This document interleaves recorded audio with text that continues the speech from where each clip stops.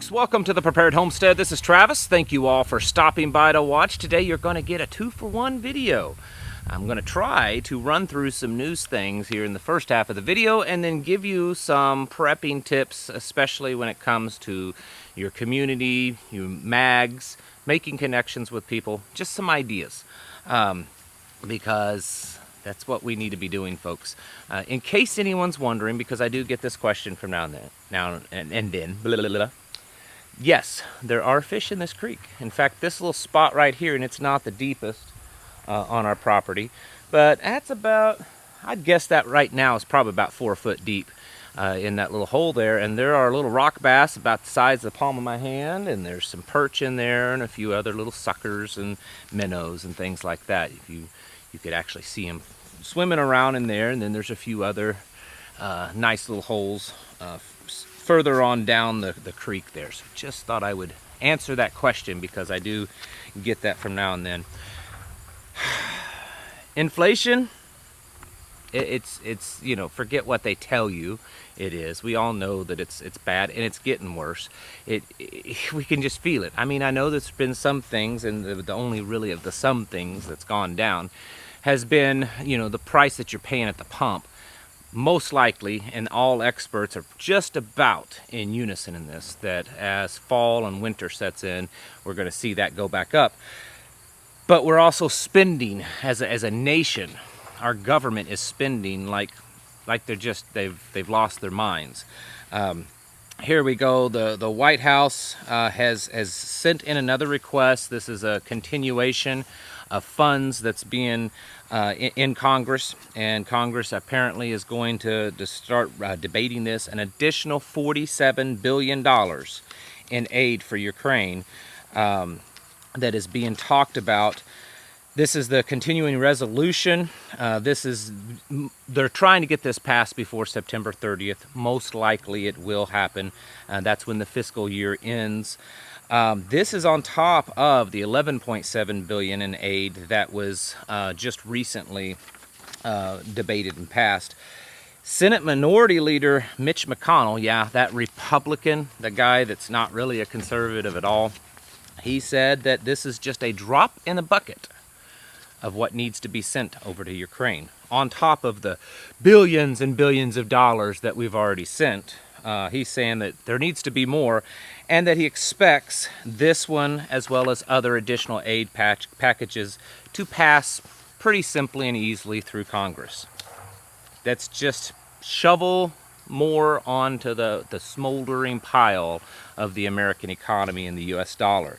On top of that, we are now sending another $1 billion in emergency aid to East Africa. I believe the last package was like 1.7 billion, and then there was some before that. So this is an additional, on top of that, $1 billion to East Africa.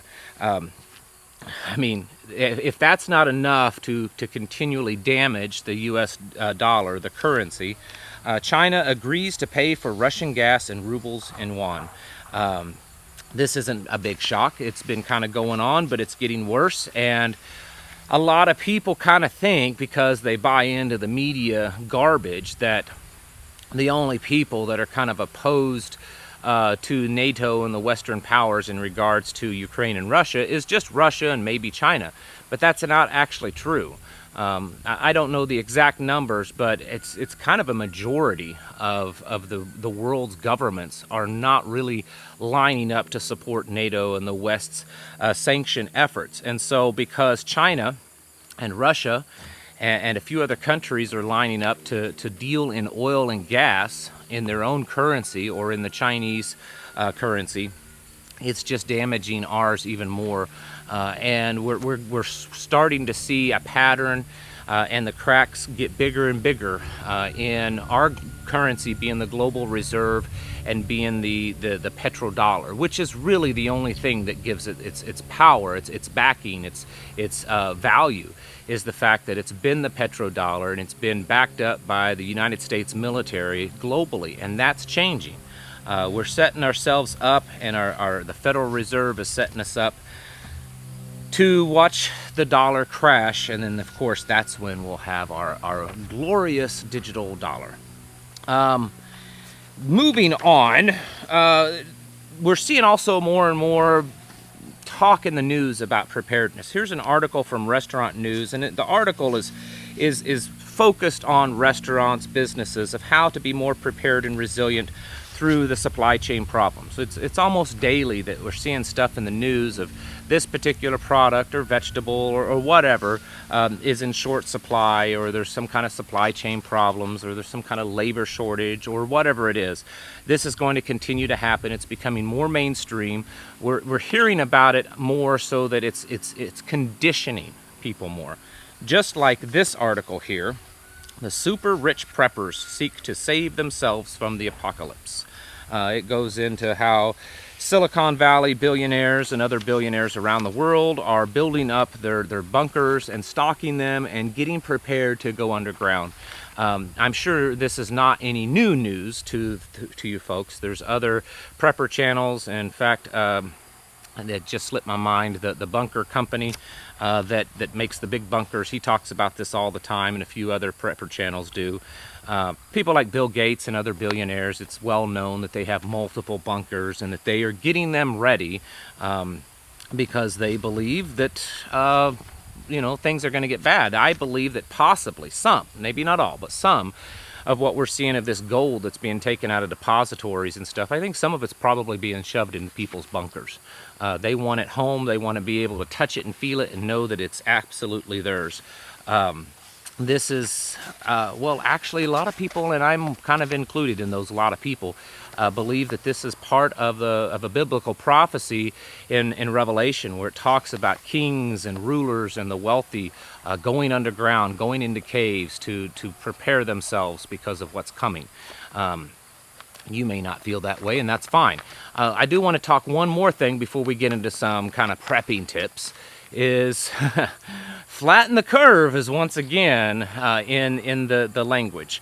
The European Union is talking about what amounts to rationing of utilities, rationing of energy, where they're going to put caps and goals to bring the energy use down below the caps. And here's a little quote from someone with the European Union, where they actually say that they're doing this to flatten the curve of the overuse of energy because of all the energy shortages. Listen to this. This is what is expensive, because in these peak demands, the expensive gas comes into the market.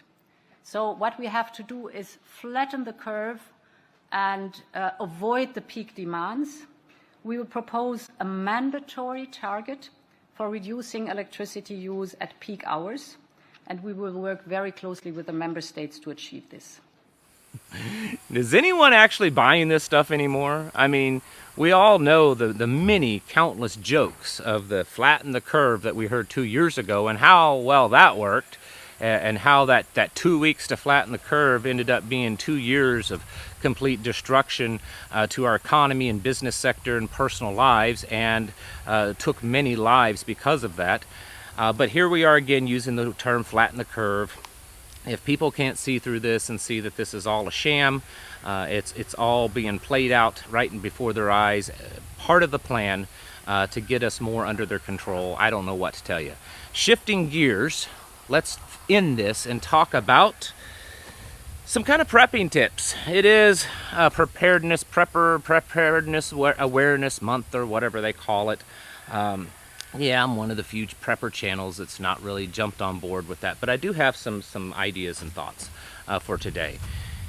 Individually and as groups, mutual assistance groups, prepper groups, tribes, whatever you want to call yourselves, now is the time more than ever to be working on solidifying the relationships that you have in your community.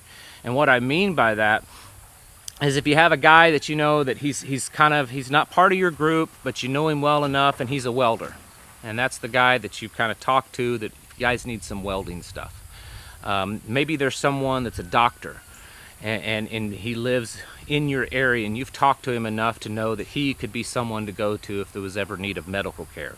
Today, in fact, I met a guy that lives not too far from me, just not really that far at all. And he has a business, and he's kind of known as the area junk man. doesn't really sell junk. It's just kind of what he's known by. And what he does is he travels all over the country and he buys up parts and hardware predominantly from warehouses and manufacturing plants and stuff of just overstock, things that they're dumping, getting rid of. Sometimes he even gets the stuff for free. And he has several acres of just nuts and bolts and fluids and car belts and pumps and carburetor parts and, you know, all different types of mechanical, you know, different parts and everything you can think of that kind of stuff. He's a really nice guy. I've heard that he's someone that you can trust, and the person that recommended me to go talk to him knew that I was a prepper and said, hey, this is the kind of guy that you need to have a connection with. And so that's what I'm talking about, is building connections with people like that, because we are very nearing that time where we need to be nailing down those connections that we can reach out to, establishing, you know, agreements with them, like, you know, hey, you know, if something crazy ever happened, like, you know, the dollar crashed or something, would you be willing to like trade your services for things, or maybe even accept gold and silver for you know, items that you're selling, things like that? Talk to people and start establishing these types of relationships. Mechanical stuff, carpentry stuff, different types of trades that you may not have the skill to do, but you know people in your area that do, and that might possibly be willing to work with you. Right now is the best time to be establishing those connections and relationships, building that kind of level of trust. It's better to do it now than to wait until after everything's fallen apart and then go up to some strange guy's property hoping that he doesn't shoot you and hoping that he doesn't screw you over and you're able to work with him. Do these things now and start writing down their name, their number, or their location, and what skills or trade that they can provide, and then the things that you can trade and barter with them to exchange for their services. Because we can't do it all. I mean, some of us are kind of a jack of all trades, some of you are, but that doesn't mean that you can do everything. And so my advice, and that has been something the last several weeks that I've been focusing on in my area, is reaching out to people that I know that have a particular skill and trying to establish some agreements and some type of, you know, bartering agreement, or just building a relationship with them, so that if their services, their skill, their trade, or whatever it is needed in the future, then there's already some foundation there to work on. I think this is very important for groups to be doing, pooling your resources. I mentioned, I think it was this morning's video, that I'm also have been in communication with other prepping groups throughout the Ozarks to do those things, and I would encourage you to do that. I understand some of you live in areas where you're very lucky to find even one kind of prepping group, but there's others that live in areas that they're all over the place. And so don't look at those other groups as competition. I understand that some of them you just don't want to associate with because of their strange ideology, and that's okay. But most of them are going to be pretty decent people, and you need to be establishing some type of agreement and relationship with them so that you can barter, trade, exchange, you know, ideas, and exchange assistance. You know, if there's an expert in some area in your group and an expert in their group in another area, then you guys can swap out and train each other in those areas. These are the kinds of things that you need to be thinking about right now before things get too much worse, because like I said, once it all starts falling apart, it's going to be a lot less likely to establish relationships and trust with people, because everyone at that point is going to be so much on the defense that it's going to be near impossible to do those things. Folks, continue to get your houses in order. Prepare yourselves mentally, physically, and spiritually. Thank you for watching, and I'll catch you in the next video.